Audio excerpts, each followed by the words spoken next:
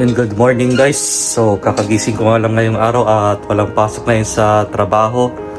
So today is Sunday nga pala at isi-share ko sa inyo kung ano yung ginagawa ko tuwing linggo. Ito nga, pinapainit namin tong ulam namin ngayon at actually tira namin dito kagabi itong spaghetti na niluto ko. Ito na po yung spaghetti natin. So bago tayo kumain, magdasal muna tayo.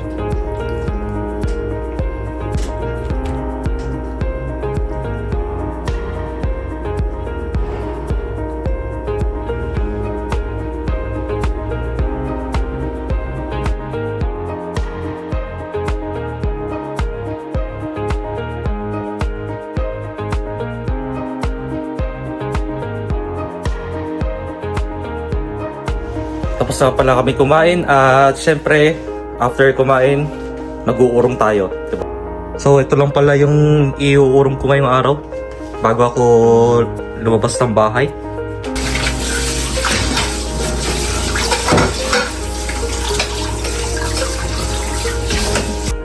Sa wakas nakapagayak na tayo. Ito yung natin kasi malamig-lamig pa ngayong araw. Makakalabas na rin ng bahay sa wakas, diba? Tsaka kailangan din natin magsuot ng mafura para hindi tayo lamigin sa labas. Ano nga siya. Medyo ano nga lang kasi medyo makapal-kapal to para hindi lamigin tong leeg ko. Yan, ganyan. Tapos jacket na lang sa labas, diba? Tapos ready to go na tayo. Sa ngayon, pupunta tayo ng Eki para sumakay ng train at alam nyo na kung saan ako pupunta ngayong araw dahil nga Sunday, di ba? Sa wakas, nandito na tayo sa Eki ngayong araw para sumakay ng train papunta sa pupuntahan ko ngayon. So, ayun nga, maghihintay tayo ng ilang minutes para makasakay agad. Dito sa Japan, hindi uso yung mga delay ng mga trains. Meron man nagkaka-delay mga 1 oras or 2 oras. Yun na yung pinakamatagal. Kasi depende yan sa mga emergency, like yung mga accidents, sa mga sunog or iba pang mga trahedya na nangyayari dito. Yun, bago ka pala ako pumasok sa may station dito, kailangan ko munang bumili ng ticket. So dito nga pala, pupunta tayo dito sa may dito tayo sa left side na pupunta. Dahil dito ako bababa mamaya.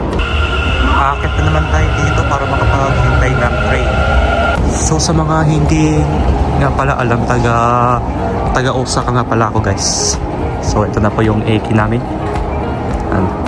Medyo simple lang siya guys. Yan lang po. Tapos dito po yung schedule. Ito po yung mga schedule ng mga train araw-araw na nag-ooperate. Mapa Heijitsu man at mga Saturday and Sunday tsaka mga holiday.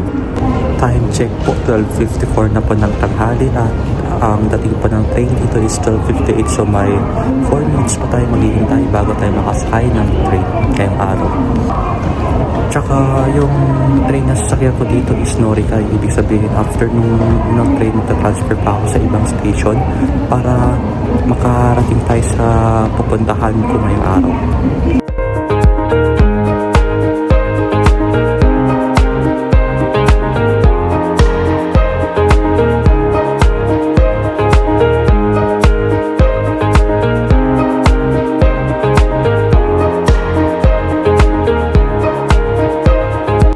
Ayun nga po, nakababa na po ako ng train at kailangan po ulit mag-Norikay or mag-transfer ng ibang train sa ibang line. So dito po yung platform na pupuntahan natin kung saan tayo sasakay ng train. Puro mga hagdanan nga lang dito. So ito po yung itsura ng JR line dito sa amin. Ganyan na po siya, medyo wala nga lang tong tao ngayong araw, himala.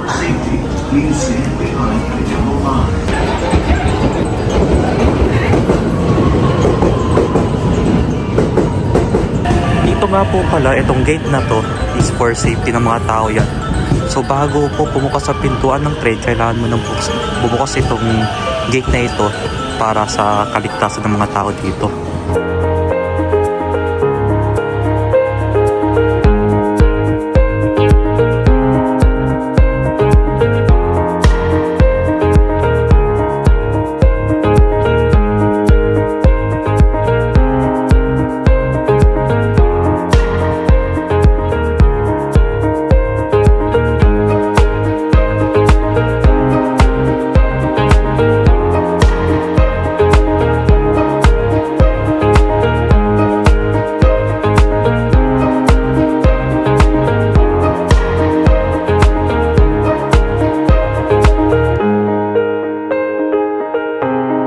Ngayon nga po, nakababa na po tayo ng train at konting lakad lang po at makakarating na po tayo sa simbahan, guys.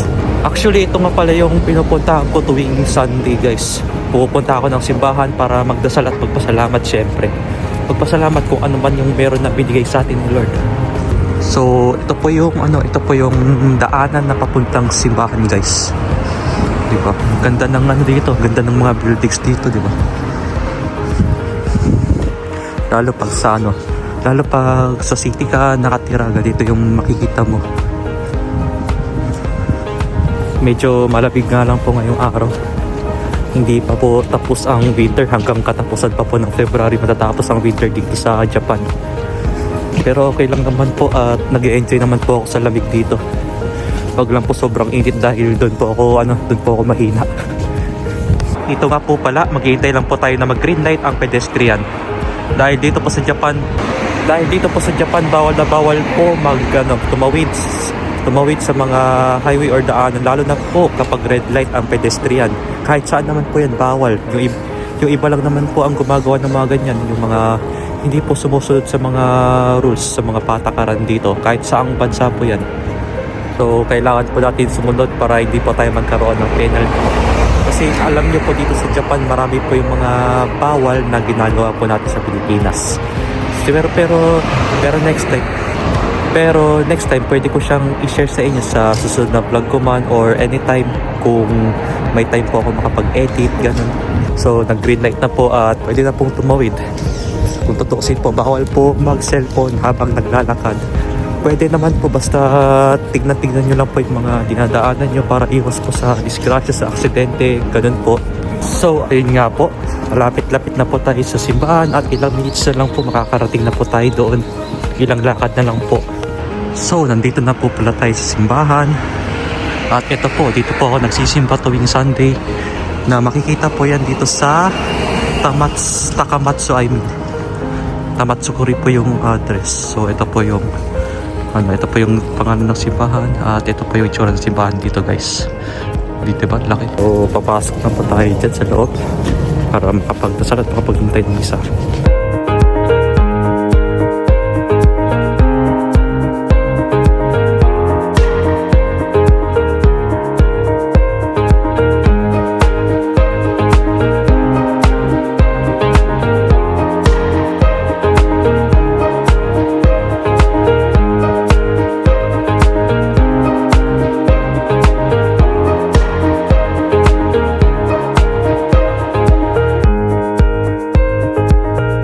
Tapos na rin po ang misa ngayong araw at syempre after kong magsimba, kailangan ko muna kumain ng merienda at tara, samahan niyo muna ako.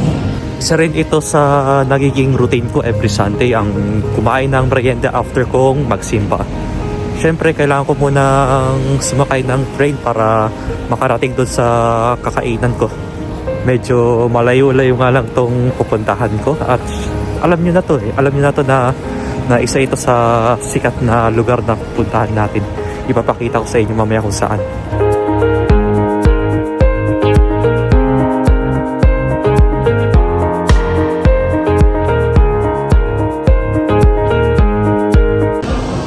Okay, so nandito na pala ako sa Osaka Namba ngayong araw. Actually, dito pala ako nagpupunta after kong magsimba at kumain ng merienda. Dito lang ako every week. Kung may oras, tsaka kung may budget dito. Tsaka masarap yung dito guys, masarap yung ramen nila dito sa may Namba. Ito talaga yung paborito kong puntahan every Sunday. Siyempre wag naman sana araw-araw, di ba?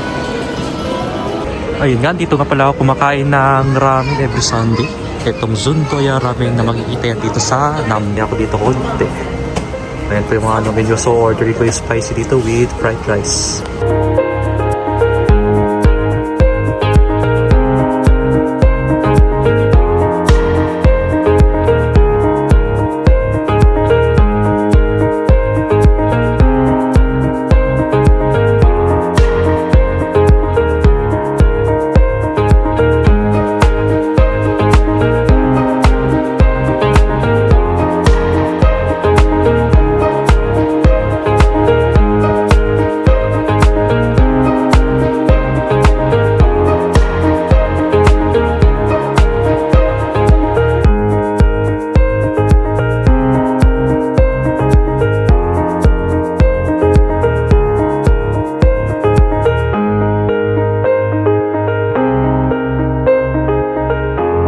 Okay, kakatapos ko lang kumain ng ramen. So, nandito nga pala ako sa Dotonbori. Ito po yung itsura ng Dotonbori dito sa Osaka.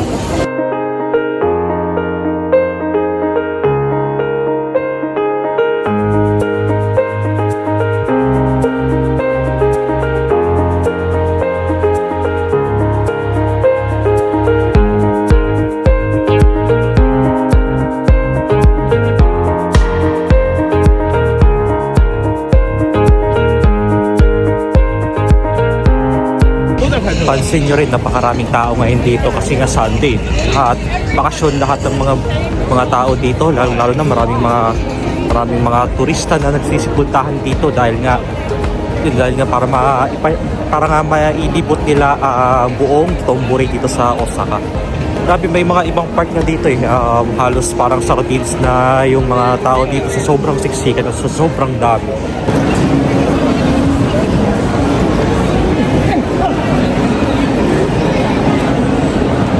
Doon nga pala sa pinuntahan kong shopping day kanina, ang daming mga tao as in. Tapos kahit saan meron mga pagbilhan tulad ng mga pagkain, mga grocery, tapos yung mga damit. Tapos hindi rin mawawala ang mga luxury items na makikita nyo dito kahit saan. Ang dami. Talagang hindi kayo magsasawang pumunta dito sa sobrang dami ng mga binibenta dito. Ayun, by the way, tapos ng unang isang araw na pagpa-vlog ko ngayon at ito nga ang tinatawag natin na a day in my life in Japan every Sunday. Tsaka ayun, pauwi na rin ako sa bahay ko at makapagpahinga na din at pasok na naman bukas sa trabaho. Sana nag-enjoy po kayo sa panonood ng aking vlog at kita-kita na lang po ulit tayo next time. Hanggang sa muli, bye!